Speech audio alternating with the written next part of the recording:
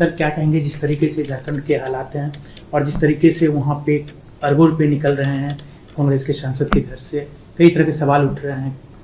देखिए, मुझे तो बड़ा आश्चर्य है, आजादी के बाद किसी भी दल के सांसद के घर से इतनी बड़ी मात्रा में कैश नहीं पकड़ी गई होगी। सैकड़ों करोड़ों रुपए का कैश सांसद के घर से मिलता है और पूरा इंडी अलायंस मौन है इस करप्शन पर। मैं तो पूछना चाहूंगा इनके साथियों को, कांग्रेस का मौन तो हमें समझ में आता है क्योंकि इनकी फितरत ही भ्रष्टाचार की है, परंतु चाहे तृणमूल कांग्रेस हो, चाहे जेडीयू हो, चाहे आरजेडी हो, ये सारे दल डीएमके सहित चुप बैठे हैं। सपा भी चुप बैठी है, कोई रिएक्शन नहीं। अब मुझे समझ में आ रहा है कि मोदी जी के खिलाफ ये जो एक प्रचार अभियान चला कि एजेंसियों का दुरुपयोग हुआ है, वो क्यों चलाया गया?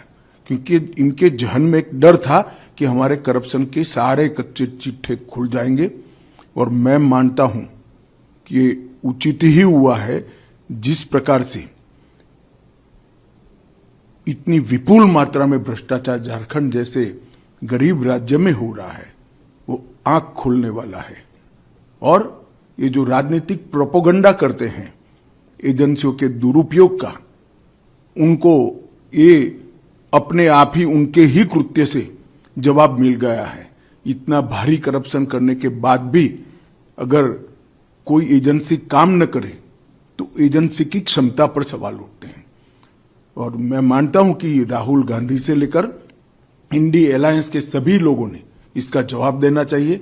भारतीय जनता पार्टी ये मसले को बहुत नीचे तक, इस देश के जन जन तक ले जाएगी और जागरूकता लाने का प्रयास करेगी। हमारी लड़ाई 2014 से भ्रष्टाचार के खिलाफ है।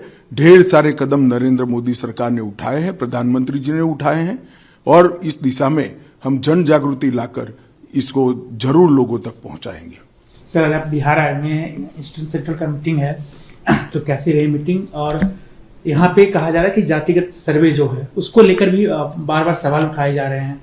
देखिए, मीटिंग तो बहुत अच्छी रही और जितने भी मुद्दे थे इस पर कोई ना कोई निर्णय हुआ है। कुछ मुद्दों में कमेटी बनी है, कुछ मुद्दे रिजॉल्व हुए हैं।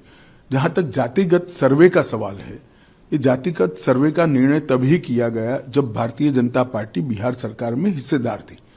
हमने जब ये रिजोल्यूशन आया, बिहार में इसका समर्थन भी किया था, और सर्वे होने के बाद जो रिपोर्ट आई और एक कानून आया, इसका भी भारतीय जनता पार्टी ने समर्थन किया है और सर्वानुमत से बिहार असेंबली ने इसको पारित किया है।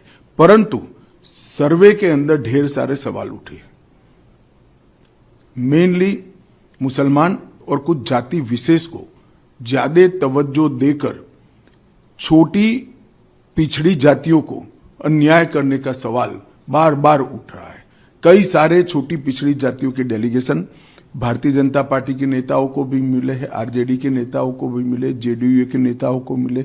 मेरा तो आग्रह होगा कि सारे जो सवाल उठे हैं वो सवालों का समाधान तुरंत करना चाहिए।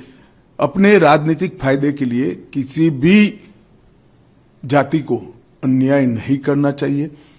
अपने राजनीतिक फायदे के लिए किसी समुदाय या किसी जाति को फायदा भी नहीं पहुंचाना चाहिए।